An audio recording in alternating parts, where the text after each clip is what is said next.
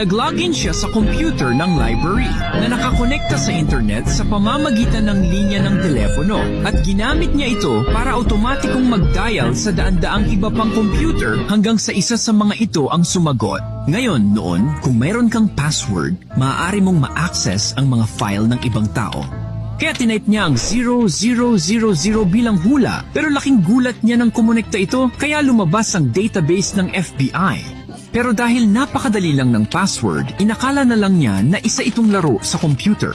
Gumugol siya ng 2 linggo sa paghahanap ng mga sikretong impormasyon habang nagmamadaling hanapin ng FBI ang hacker at nang sa wakas ay dumating sila, laking gulat nila nang malaman nilang isa itong bata. Kinuwestiyon siya at nalamang taga-NASA ang ina niya. Dahil nakita ng bata ang mga sikretong file, inakalang nakita rin ito ng ina kaya baka masisante ito. Pero sa halip, bawal na siyang mag-computer sa loob ng 8 taon.